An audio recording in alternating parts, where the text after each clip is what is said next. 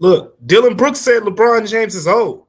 LeBron James said, I ain't here for the BS. Let's play basketball. But not only that, Ja Morant, how's he doing? Game 3 of the Grizzlies, Lakers coming up. We're gonna break all of that down right here, right now, coming up on Locked On Grizzlies. You are Locked On Grizzlies, your daily Memphis Grizzlies podcast, part of the Locked On Podcast Network. Your team every day.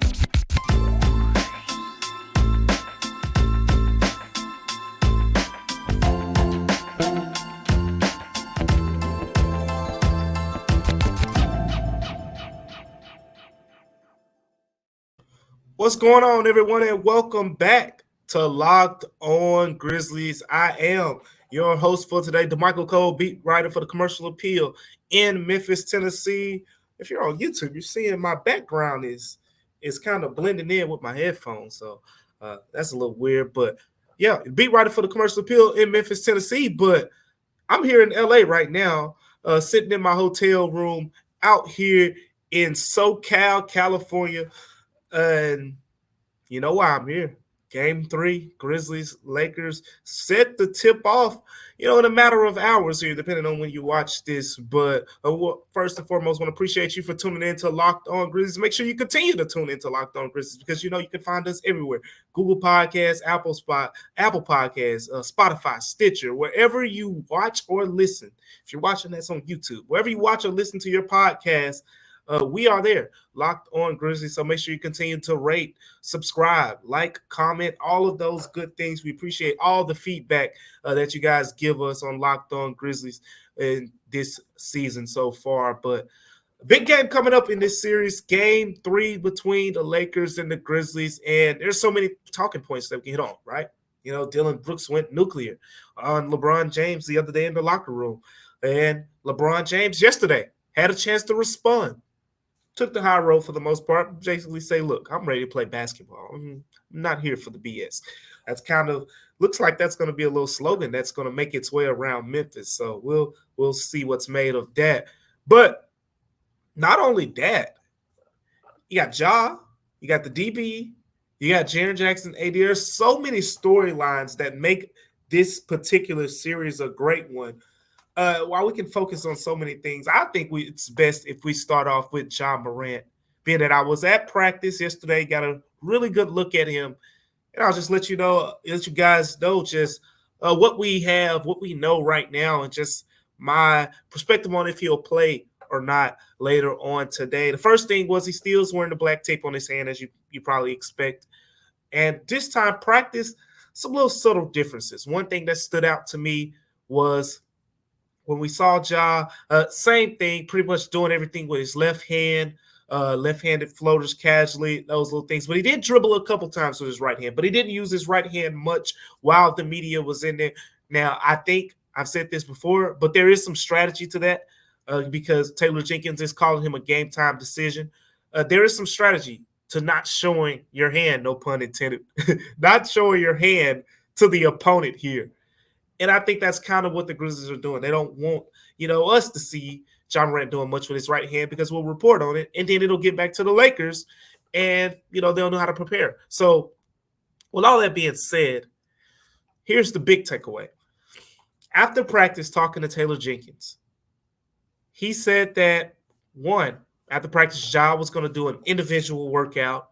The Grizzlies called them vitamins. He was going to get a vitamin in, and that was going to be a big test, right? Dribbling, all the game things, dribbling, shooting, catching the basketball, all the game reps, and how he went through that. He's also going to do another one here this morning before the Grizzlies play later on tonight, and how he responds to those two things will be big determining factors in if Ja is available.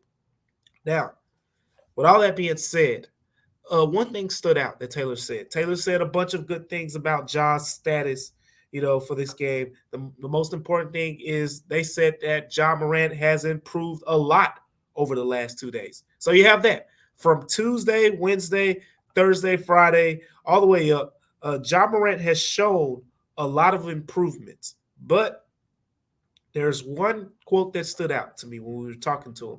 Here's what Taylor Jenkins said. He said he's still navigating a little bit of pain. He said, but as I said, there are some symptoms for sure. I think his dribbling is improving, the shooting, the confidence there. It's just catching the ball that he's kind of having to navigate a little bit, but it's so much better than it was 2 days ago. So much better than it was 2 days ago. That's progress, right? So there's progress there. That's good. But here's the thing: when he gives you those ends, you gotta read them. And the one end that Taylor Jenkins gave us here is it's just catching the ball that he's kind of having to navigate a little bit. That's concerning. For being honest, that's concerning. If Ja Morant is struggling to catch the basketball, which is one of the more simpler parts of the game, I think that does not bode well for his playing status in Game 3 against the Los Angeles Lakers tonight. But here's the thing: why? Because all of these, dribbling, catching the basketball, some of these things that Ja, needs to do can be masked a little bit. You can cover them up. And catching the ball is one of those things. You can put Ja in situations where he doesn't have to catch the ball that much. But here's the problem.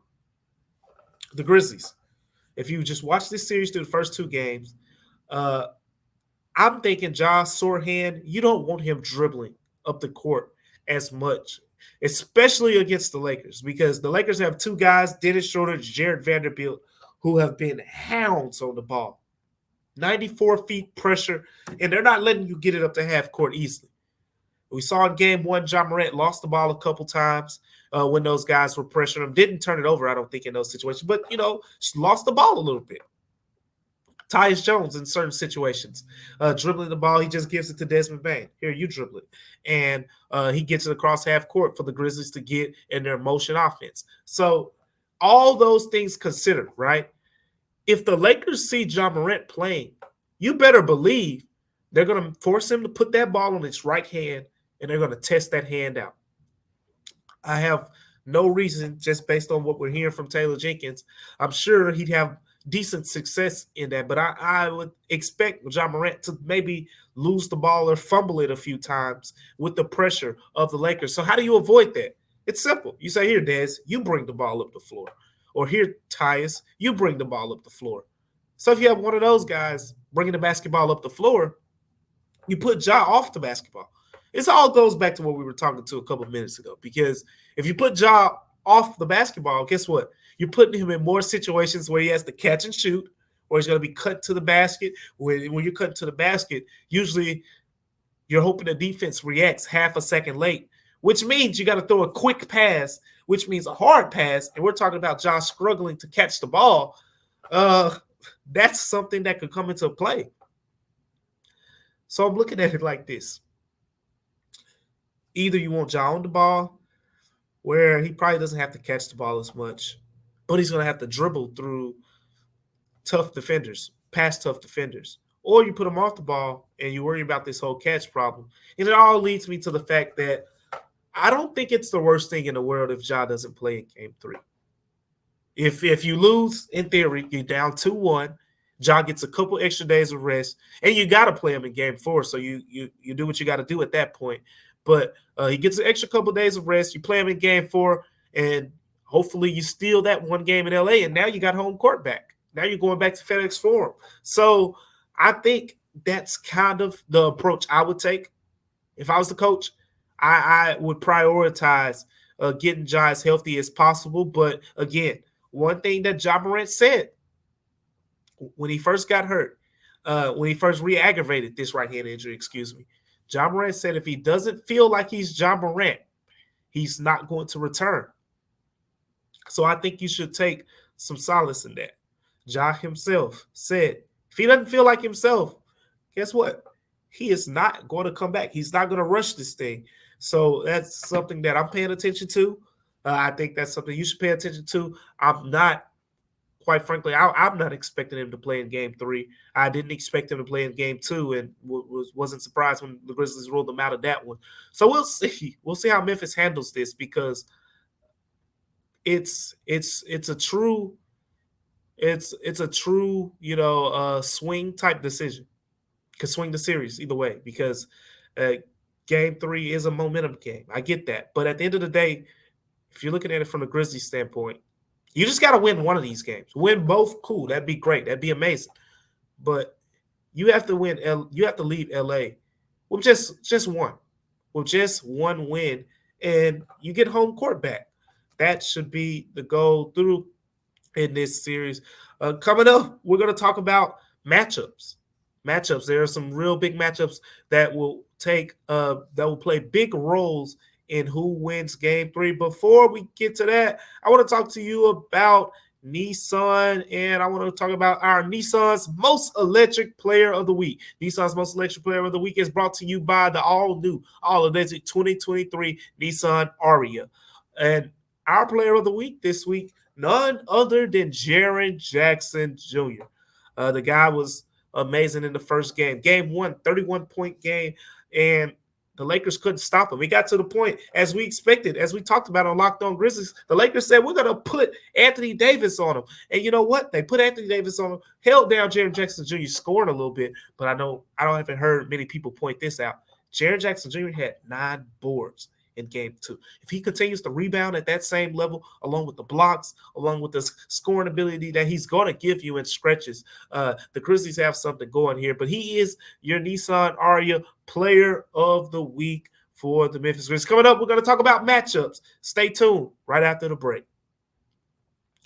So the Grizzlies match up very well against the Lakers, in my opinion. But how do they match up player by player, position by position? That's going to be a big factor over the course of this series, and we've talked about it in stretches, but I'm going to highlight just a couple matches that stand out to me in this upcoming Game 3. And the first one, well, I was gonna make this one the second one, but you guys already know this one's going to be important, so I'll go ahead and knock it out now without further ado. The matchup I'm most anticipating, and probably most of you are most anticipating, is Dillon Brooks, LeBron James. I mean, should come as no surprise. Dillon Brooks, after he said what he said, and, you know, you guys, if you're a consistent listener of Locked On Grizzlies, if you've heard us for some time here, you know one thing that I always like to do is clarify on certain topics that, you know, where there could be some misconceptions. And one of those things is Dillon Brooks when he was talking about LeBron James. Here's what I gathered from it. It wasn't a disrespectful, like, hey, this guy's old. He sucks now. He's not what he used to be. I feel like that's kind of what more was portrayed. Whereas what I got from what Dillon said was, hey, look, LeBron James is an all-time great. Yeah. But so what? Guess what? When we step on that court, I'm not looking at him as an all-time great until he proves it to me. That's what he meant I think that's what he was saying when he was saying, hey, if he ain't scoring 40 on me, I don't respect it. I think he was just saying, hey, look, yeah, he's done it to all those other guys, but when we're on the floor, I'm not gonna, there's no glow, as Dillon said. Dillon said he was that guy in year 1, year 2. There was a glow when he played against certain players, and I'm sure LeBron was one of those guys. And I've heard other players kind of say that. But times are different. Dillon's been in the league. Dillon likes these matchups, and just diving into the matchup, there's 2 ways to look at this. If you look at just the individual raw numbers, LeBron James has had good success against Dillon Brooks, shooting over 50% from the field. And quite frankly, he's coming off a 28-12 game. But going a step further, Dillon Brooks has held his own in this matchup. I want to make that clear. Dillon Brooks has held his own in this matchup against LeBron James. Going back to January, right? First Lakers Grizzlies game of the season. LeBron James, 8 of 21 from the field, a lot of fadeaways, a lot of missed shots.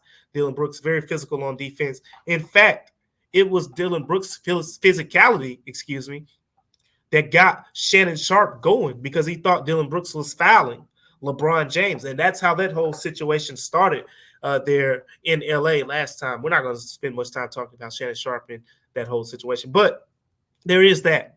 Now, getting back to the game, Dillon Brooks talks about physicality all the time. I'm sure you guys have heard him talk about being physical. It's one reason why he's in the top 10 in fouls per game. And this is something he's consistently in the top 10 in. Dillon Brooks uses his fouls, and he will body you up, and he likes to play physical.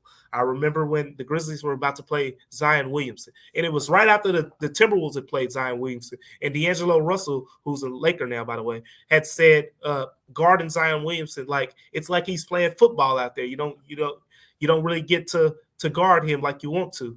And I asked Dillon Brooks about that, and Dillon Brooks said, it's okay. I play football too. So Dillon Brooks is going to have that football mentality, not just against Zion Williamson, but we're seeing it against LeBron James. He matches up very well from the physical standpoint.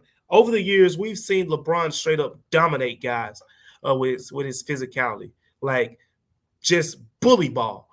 Too strong, too fast, and guys don't stand a chance. We have not seen him bully ball Dillon Brooks as much in this series. So Dillon Brooks is bringing the skillful side out of LeBron, which is, by the way, a very, nice skill that LeBron has. He has the footwork. He has the post moves. He has the fadeaways. He has all of that. But Dillon is making him use those moves, whereas some guys, LeBron can just get his head downhill and just dribble and easy 2 points. So I will say it in the simplest form, Dillon Brooks is making LeBron James work for his points and for his basket. So let's see how that goes over in game 3, because, LeBron James, at the end of the day, he's not going to get into the whole back and forth to the point where he's shooting 30 shots. LeBron James is going to stick with the game plan, and quite frankly, LeBron James sticking with the game plan is how he can, shut a guy like Dillon Brooks up, just by doing what he does.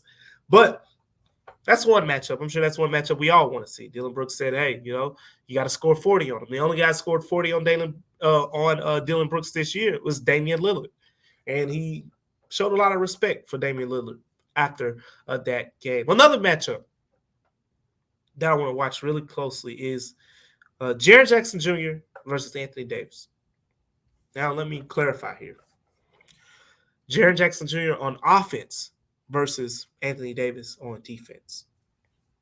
What we saw in game 1 was Jaren Jackson Jr. wasn't matched up a lot with Anthony Davis. LeBron James was the primary defender against Jaren Jackson Jr., and he feasted. He took LeBron to school. LeBron, great physical player, but too short. Jaren knows how to get to his spots. He's got more patience with his footwork, and he went to work. It was easy. He took Rui Hachimura. He took him to school too. Jaren was working out on those guys. And I said it after that game. I said, you know what? There's one matchup that the Lakers can do if they want to, because it comes at a potential detriment. Because you're going to bring Anthony Davis away from the basket. But Anthony Davis is the one guy who can more than hold his own against Jaren Jackson Jr. Lakers must were listening to Locked On Grizzlies, because they made that adjustment in game 2. Anthony Davis was the matchup for Jaren Jackson Jr. And what we saw was Jaren, he had his moments, right? He went at him, which I think was great to see, because when I saw the matchup, I'm like, oh, man, these are the type of moments, historically speaking, where Jaren will shy away from taking as many shots. And this is how he has those fluctuating stats over the years, where it's like 26 points, 14 points, and all those type of things. But Jaren stayed aggressive. He put his head down. He drew a couple fouls against Anthony Davis. But now he has to keep doing that. And you have to keep going at Anthony Davis, because you know what?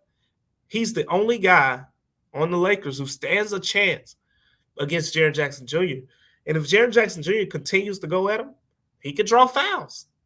You could potentially get Anthony Davis out of the game. Anthony Davis is also the only guy who I think is a complete mismatch on the glass. Jared Vanderbilt, great rebounder. LeBron, great rebounder. Rui Hachimura, solid. But those guys aren't anything that, Santi, Jaren, and Xavier Tillman are not. They're not that much better. They are, Jared Vanderbilt, better rebounder than all those guys. But it's not to the point where it is with Anthony Davis, where it's like, look, you have virtually almost no shot on most nights, unless it's a rare night like he had in game 2. So with all that being said, watch Jaren, particularly in the first quarter. He has a chance to set the tone. I'm going to pay real close attention to that. Jaren Jackson Jr. setting the tone against Anthony Davis, not only with bringing him away from the basket. But Jared is strong. You got to remember, one thing that stood out to me about Anthony Davis over the course of the years, I actually looked this up, and I haven't seen him say it personally, but we've seen it reported so much that I'm sure there is some type of truthfulness to the fact that for a large part of Anthony Davis's career, he liked playing power forward because he didn't want to do all the banging that comes, with the center position and things like that. But, over the course of time, over the course as his career has evolved, he's kind of becoming more of a center and relishing in that role. But Jaren has become more of a banger this season, right? This is why we're talking about the highest 2-point field goal percentage of his career, taking more 2-point shots, being more effective, and dominating in the paint. It's because Jaren is putting his shoulder into people's chest and saying you're either too little or too short. He can't stop doing that now. Yes, it's Anthony Davis. Yes, he's pretty much your size, and he has a nice wingspan. He had 7 blocks in game 1, and he's been an amazing shot blocker since he won a national championship at Kentucky. Yes, but you don't shy away. You cannot shy away. Jaren wins that matchup, the Grizzlies win the game. I'll say it again. If Jaren wins that matchup against Anthony Davis, the Grizzlies win game 3. Speaking of game 3, we're going to talk about some keys to game 3 coming up next on Locked On Grizzlies. But before we talk about those keys, I got to talk to you about our friends over at eBay Motors, where you can build your visions part by part at ebaymotors.com. Here's the thing. Look, you want to build a championship team, right? The Grizzlies want to build a championship team. It's all about making sure every player is a perfect fit. Well, guess what? With eBay Motors, it's the same way when it comes to your vehicle. Every part needs to fit just right. So the next time you need parts and accessories, head to eBay Motors with eBay Guaranteed Fit. You can be sure every part you need fits right the first time around. Just add your ride to My Garage. That's My Garage. And look for the green check to know that the part will fit. Or you can get your money back. It's just that simple, because just like in sports, confidence is the name of the game when you shop on eBay Motors. And with over 122 million parts to choose from, 122 million parts to choose from, you'll be right back in the game in no time. After all, it's easy to bring home a win when the right parts are guaranteed. So get the right parts, the right fit, and the right prices on ebaymotors.com. That's right. Eligible items only, and exclusions may apply. Next up on Locked On Grizzlies, we're going to talk about some keys to the game between the Lakers and the Grizzlies in Game 3. Stay tuned for that. Game 3 of the Lakers and Grizzlies coming up, and welcome back to Locked On Grizzlies. I'm so excited to be out here in LA. So make sure you stay tuned to all my coverage over at thecommercialappeal.com, by the way, because I will be there. I'm going to have on-site coverage pregame. We will have updates on Ja Morant, if he's going to play, if he won't play. We'll have updates if he warms up before the game, and everything around the atmosphere. That includes, in LA, they bring the stars out. Some of you might be looking to see if Shannon Sharp's going to be in the building, but we'll have everything you need to know. You can find out commercialappeal.com, or see my Twitter handle right over there at Damichael C. We'll have you covered as well there. But let's talk about some keys to the game. This is it's a big swing game. I call game 3s. Game 3s and game 5s are usually the most typical swing games of a series.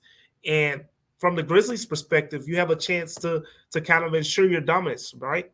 Say, hey, boom, let's go back and steal home court right here, right now in Game 3. But from the Lakers, you have the chance to say, oh, yeah, they won the one game, but we stole home court for them. And guess what? Let's get back in the right direction. Let's get our momentum back, and let's get the win. So it's kind of a nip and tuck pool here. And at the end of the day, all you got to do is win 4 games. And somebody's about to be one more game closer to that. But here's some keys. Pointed out 3 keys. Number 1, it's the point I've been harping on the most. It's rebounds. Yes, it's it's not the flashiest part of the game. And I know we have a lot of Steven Adams fans that usually tune in to Locked On Grizzlies. So you know how much rebounding matters. And Grizzlies fans in general, you should know, because this team has been top 5 in the rebounding the last 3 seasons. But here's the thing, what I've noticed through these first 2 games, rebounding has been the difference. It has been absolutely one of the biggest difference so far in this series. Remember, I said before the series started, so the Grizzlies need to play the Lakers even, because we're just being honest. Like, you got to be real with yourself. The Grizzlies probably aren't going to out-rebound the Lakers by double digits or anything like that, unless something, really drastic happens. But it's probably not going to happen. The Lakers are bigger. They have very skilled rebounders. Jared Vanderbilt, Anthony Davis are among the top players in the NBA when it comes to grabbing contested rebounds. Those are the rebounds we're talking about. You're around guys in crowds where sometimes other players will lose the balls in those situations. So Lakers really good rebounding team. If Steven Adams were healthy, the Grizzlies would be the best rebounding team in this series. But that's not the case here. So with all that being said, rebounding is the key. You go back to game 1. The Lakers out-rebounded the Grizzlies 26-25 in the first half. Grizzlies had the lead. In the second half, Lakers out-rebounded the Grizzlies by 10. Took over the game. Go to game 2. The Grizzlies dominated the rebounding in the first half. Dominated the game in the first half. The Lakers dominated the rebounding in the third quarter. Fought back into the game in the third quarter. The fourth quarter, the Grizzlies got back control of the glass, won the game, 49-47 margin on the boards. So it's simple. It's simple. Rebound the basketball, win the game. Rebound the basketball, win the game. That comes down to Xavier Tillman Sr. That comes down to Jaren Jackson Jr., who we mentioned earlier, had 9 boards. I believe Hicks had, I think it was 13 in game 2, 23 points, 13 boards, 22 points, 13 boards. That was. But those are the guys who will impact the rebounding more. And our second point is turnovers. Turnovers. Now, this is where starting Tyus Jones kind of comes in handy, because we mentioned game 1. The Grizzlies only had 12 turnovers as a team. Ja had 6 of them. And the Lakers, you don't want to turn the ball over against the Lakers, because they got LeBron James running the floor, and they got Anthony Davis running the floor. And those two aren't going to miss transition opportunities that much. They're just really good in that area of the game. It's that simple. If Ja plays, as I've mentioned, you got to watch how he dribbles with his right hand. You got to watch how he dribbles with his left hand, when he's been forced one way, and how, that affects his effectiveness. Because we've seen, if you watch Ja real close, he's actually more effective going to his left. When he goes left, he is dynamic. But the thing is, even though he likes to go left, he still finishes a lot of times with his right hand. He finishes a lot with his left too, don't get me wrong. Great finisher with his left hand, but he finishes a lot with his right, and it'll be interesting to see how that plays out. But turnovers is the name of the game as well in this series. I think with the Lakers, what we saw in game 2, the Grizzlies were able to force some more turnovers with just that defense. Wrapping up the defense a little bit, how do you turn the Lakers over? The thing is, the Lakers kind of like the Grizzlies when Ja on the floor. They play a lot of pick and roll, and I think pick and roll, it's hard to guard, because usually teams that run a lot of pick and roll have a lot of talent on offense. If you're watching the Suns lately, they're running a lot of pick and roll because they got Devin Booker, Kevin Durant, and Chris Paul. If you're watching the Lakers, they're running a lot of pick and roll because they got LeBron James, D'Angelo Russell, and they got Austin Reeves, who, is a really good player. But all those guys. And Anthony Davis is usually setting a lot of those screens. So when teams are running pick and roll heavy, it's because they got a lot of guys who basically don't need a whole play ran for them. But the other side of pick and roll is the fact that the defense, NBA defenses, they've seen 10 million pick and roll plays at this point. Not literally 10 million, but you get what I'm saying. They've seen a lot of them. So with that being the case, it's easy to play against it. Kobe Bryant had something.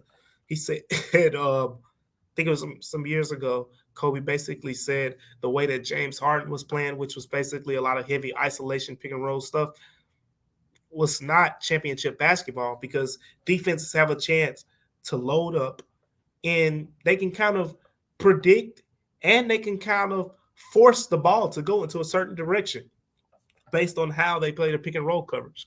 So the Grizzlies have the chance to do that against this Lakers team when D'Angelo Russell and LeBron James and those guys are running those pick and rolls. And they also can create turnovers from that. Jaren Jackson Jr. was the NBA's stocks leader that steals and blocks combined per game. He led the NBA in that stat. Xavier Tillman, who I've said over the course of the season, very sneaky with it. You got to remember, though, this is a former defensive player of the year in the Big Ten. Xavier Tillman has some of the best hands at the center position. So very good in that area as well. But last, but not least, because we talked a lot about this as well, is grinding out the fourth quarter.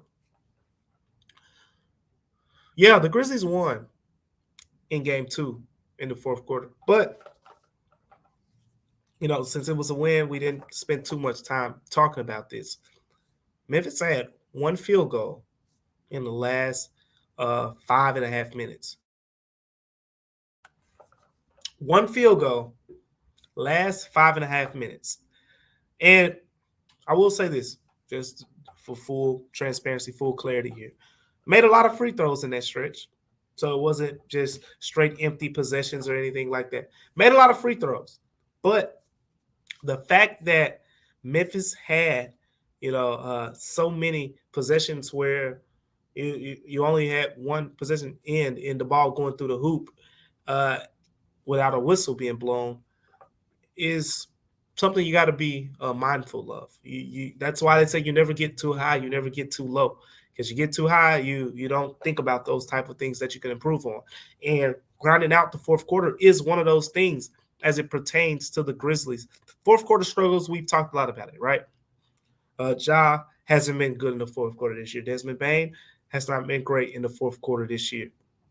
Dillon Brooks has not been great in the fourth quarter this year. Jaren Jackson Jr. is the one player who ranks really well in the fourth quarter. But the thing is, a lot of fourth quarters we've seen sometimes he's not able to be as available or as aggressive because of foul trouble. Knocking on the wood here for Locked On Grizzlies listeners, Jaren Jackson Jr. has not been in foul trouble yet in this series. And he's being effective because of that so far by playing high minutes. But you need Jaren on the floor. You're going to need Dez on the floor. And you're going to need Dillon Brooks to knock down some big shots. Those are key ingredients to your fourth quarter success. You're going to need Luke Kennard as well. Luke Kennard shot the ball really well in game 2. I think he made three pointers in that game. So you're going to need him to continue to do that. But the other thing is the defense is going to have to keep up the intensity. Remember, LeBron James, Dillon Brooks gave him some, he gave him that bulletin board material. Not that LeBron James needs it, but he gave it to him. And LeBron James, so we've seen over the years, he's gonna bring it. He's gonna bring it, especially in that fourth quarter. So I think having Dillon Brooks matched up against LeBron and not being in foul trouble is going to be important because a lot of people point back to LeBron having 28 and 12. It's two ways to look at that. Yeah, Dillon Brooks is in foul trouble, so LeBron was able to pretty much have his way with whoever else defended him. But the other thing is the reason Dillon Brooks was in foul trouble was primarily LeBron James. He picked up his fourth foul trying to be really physical with LeBron.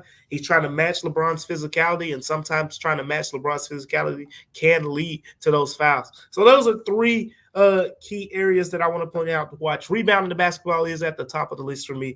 Turnovers is another one to watch. And then that fourth quarter. It should be a close game. And when it gets to that fourth quarter, the Grizzlies have not had the most effective offense down the stretch of games. And the defense is really going to have to turn it on with LeBron James and Anthony Davis. But game 3, big game coming up here in LA. Make sure you stay tuned with all our coverage on Locked On Grizzlies.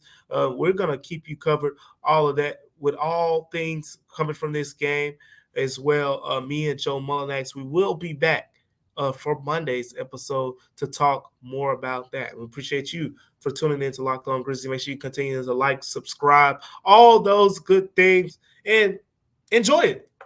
Enjoy Game 3. Again, this is a fun series, Grizzlies fans. You're watching LeBron James, you're watching Anthony Davis, but you're also watching, this Grizzlies team kind of show, to people who still doubt them, right? Yeah, they won 50-plus games again, but a lot of people are picking the Lakers to win this thing.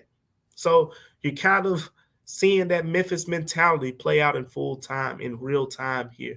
And we know this city is no stranger to having to prove themselves. So it's going to be a fun series. It's going to be a fun game. Thank you for tuning in to Locked On Grizzlies. And guess what? We'll see you next time where we will talk more about what happened in this game. And then we'll be previewing that next game, Game 4, on Tuesday as well. So thank you for tuning in to Locked On Grizzlies. Once again, I am your host, Damichael Cole, and we will see you next time on Locked On Grizzlies.